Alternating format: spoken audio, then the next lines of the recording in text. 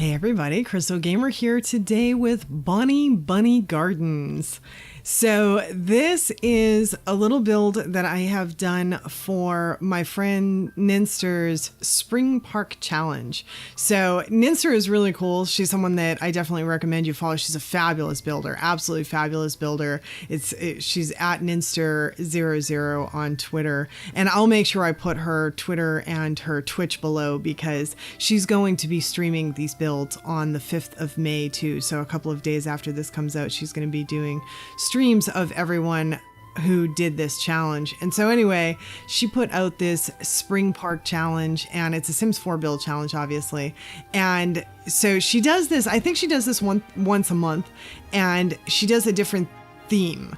And so obviously this is the Spring Park theme, but then she gives you several choices under that theme. And I don't know if she usually does 4. I think she usually does. In this case, she had 4 different choices for us to choose from, 4 different themes. And so the first one was Botanical. The second was a playground. The third was a pond. And the fourth was a community garden, like one that would have plants, vegetables, things like that. And so this one here was an any size lot, didn't matter what size lot. And the only requirements were that it was either a national park or a park, that of course you did one of the themes. Unlimited budget, she said, no CC. So this is going to be on the gallery, by the way, no CC on this build. And my gallery ID is Crystal Gamer 1, and I'll have that information. All my contact stuff is always below anyway. But so in any case, so that's her challenge, and this is what I did for her challenge. And apparently I couldn't completely decide between a botanical garden and a playground because we ended up with both. So I designed a park that is meant to be appealing to children. First off, that's sort of the whole Bonny Bunny part of it. I wanted this sort of cutesy kind of look, but yet I still wanted it to have enough features that an adult would be happy here as well. So I wanted it to attract kids, but make both adults and kids happy. So that was kind of my goal with this. And I don't do too much kid-centric stuff, but this one definitely leans in that direction because I have this sort of cute bunny fountain in the middle, and it's pretty large. And I stick a bunny statue behind it at the end of it.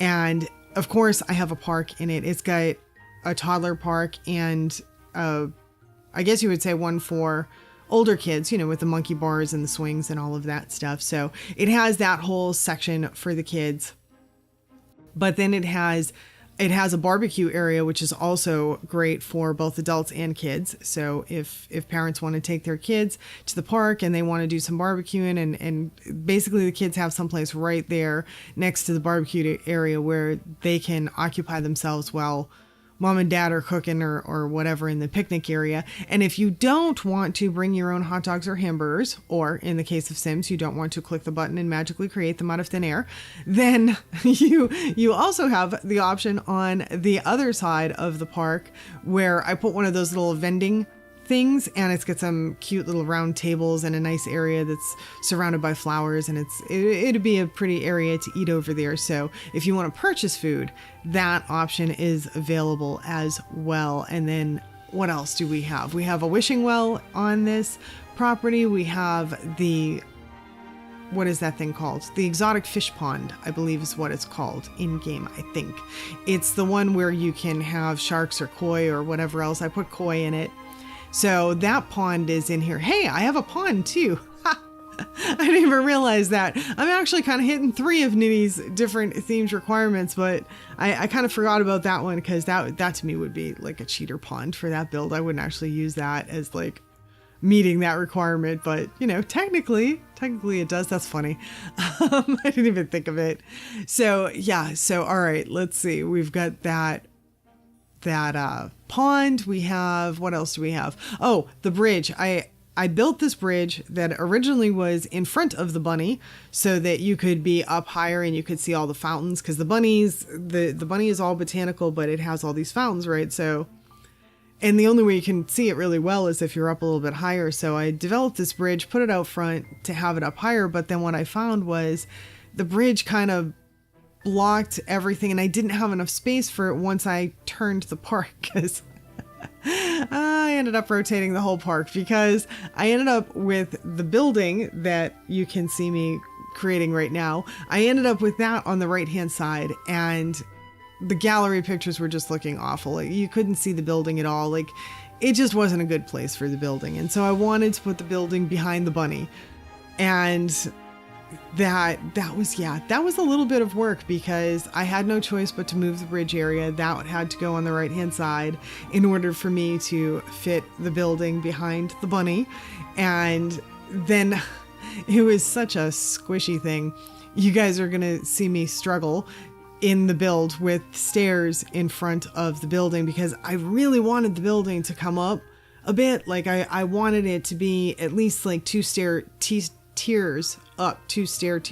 So that would be either 4 or 5 stairs per tier, right? So I wanted it up maybe 8 to 10 notches, at least that high is kind of what I was thinking, just to have something a little bit more dynamic, because the rest of the park is pretty flat, because, you know, we can't sink botanicals. I wish we could sink like trees. If we could sink trees down, like I lifted a couple of the areas with the trees and stuff, but I feel like what we can do with the terrain tools is a little bit limited, because I can't sink rocks down into it. I can't sink different botanical items down into it. And so a lot of times they end up floating. So I want to use more hills and stuff, but I don't want floating vegetation. So yeah, anyway, that's just a sort of a little peeve of mine, that I would like to do more hills and things, but I feel limited because the stuff doesn't graphically show up right on them. But anyway, so I'm trying to lift the building. It's because I want this double tier stair thing. I want at least 2 tiers of stairs. I had something very specific in mind with putting stairs on either side, and then of course stairs in the middle to the main entrance. But I wanted to do this thing where I was creating the illusion, I hoped, of curved stairs. Since we don't have curved stairs in the game, I was hoping I could create that illusion with rocks. And so you guys are going to see me put in what seemed like or felt like 1,000 rocks. I actually cut over a lot of that footage because I was placing rocks forever. At least it seemed like forever. And I think the build probably has, if it has a high price tag, it's due to rocks. I'm telling you, it's due to rocks. Rocks are expensive, and I used like, I don't know how many of them, some insane amount of them. But I was trying to kind of shape them around the stairs to create the illusion that we had curved stairs. So you guys can tell me if I did a decent job with that or not. And the building, oh, I didn't tell you guys what the actual building is. So what I did with the building is it's 3 parts. It's got the center part, and then it has a piece on each end. And the center part is a small library area, and then the room on the left-hand side is a theater room, and the room on the right-hand side is a classroom room. And so what I did was I basically pulled from several different places that we have locally that I've seen. We have a Botanical Gardens locally, and that place has a building not exactly like this, some similar features with maybe a dome or two. But that building, they do classes in there, and they do classes on the botanical stuff and on the local flora and fauna and things like that. And then they run different classes, like they have some photography classes and art classes and all sorts of things like that. But for purposes of this building, my thought was this building is specific to local botanical stuff and also local reptilian stuff, local reptiles that live in the area. Obviously, that's what local means. That was kind of redundant. But anyway, you guys get the point. So I pulled that idea from another small park that we have in the area that has a building that happens to be, it's like I guess you'd call this a nature park type place. And the building that's there has information on the local area, the wildlife, the ecosystem and all of that stuff. And then it also has some reptiles and amphibians and things like that. So I kind of tried to put a little of that. We only have frogs, obviously, so that was all I was able to put in that we have in the game. I kind of wish we had more in that realm of stuff so that I could have used more stuff, but that was kind of what I was going for. In case anyone's wondering why we have some frogs in the main area, it's because I was pulling from a local kind of little museum type place. So I don't know if I'd call it a museum, but it's kind of a museum. It's in a little nature park type place, and I don't know. And then the other thing, the theater part of it, that I'm pulling from a plethora of different museums that I have been to, where you go into these museums and they have a small theater that runs educational programs about whatever the museum's about. And it'll run like a 10, 15, 20 minute educational program and maybe run it every 15 minutes or every half hour, depending how long it is.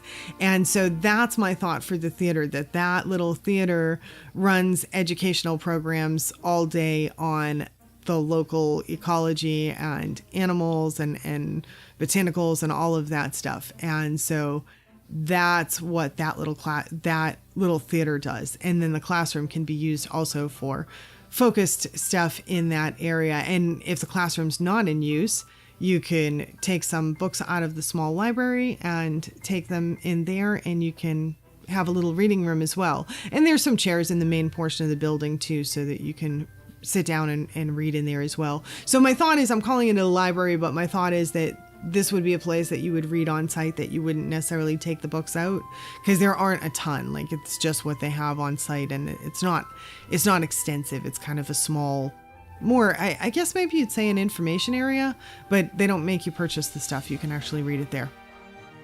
So I didn't put a cash register in or anything like that. I didn't think of it as like a salesy type place, more just a place that is available for citizens to use and get information. And all of that is kind of what I was thinking. So yeah, so it's a cute little city park. Got a little bit of everything, I think. Oh, and then I made a discovery on this build that's so cool. I used these doors on both the theater and the classroom that I have never used before. And I love this, right? I've been doing this building stuff for a while, but I'm still running into stuff that either I've never seen before, or I just don't recall seeing, just stuff I've never used before. And so these doors are not particularly like super attractive or anything like that, but they have this cool feature of you can see through one side and then the other side is tinted and you can't see through it, which I thought was perfect for this application, because this way here, I can make it so that when you're in the theater, the tinted side is showing so that you don't get any light from outside of the theater. It stays dark. And if you're outside of the theater, you can see inside and you can see if they're in the middle of a showing or not. And if they are, you wait till the next viewing before, you don't go in while they're in the middle of a showing. And so you can see that. And same thing with the classroom. You could be outside of the classroom and be able to see if a class was going on, so you don't accidentally walk into that room while a class is in process. And if you're in the classroom, it's tinted so you're not distracted by whatever's going on outside the classroom. So yeah, cool. I love those doors, and I'm happy that I found a use for doors that I didn't even know existed in the game. So that was a pretty awesome little find for this. And you saw that we went through some cinematics. I love the nighttime stuff. Hopefully you guys love the nighttime stuff too. That's kind of, I don't know, for some reason I tend to often be partial to the nighttime stuff and love the fountain lighting and all of that at night. So we got some of that. And of course we're into the screenshots already. So time flies when you're having fun. And hopefully you guys like this. Hopefully Nini likes it. She'll be touring it along with everyone else's, whoever did her challenge. She'll be touring them on May 5th, and I'll put that below as well, along with her Twitch, if you guys are interested in checking that out. And so I guess now that we are coming to the end of things anyway, I should probably say, if you liked this build, if you liked the video, please don't forget to hit that like button. And of course, let me know down below. Let me know what you think about it, and give me a comment, share, subscribe. That stuff means a ton to us YouTubers, helps us out a whole big bunch, because YouTube likes to see activity on our channels. And I appreciate y'all spending the time with me today. Hope to see y'all back again next time. Bye now.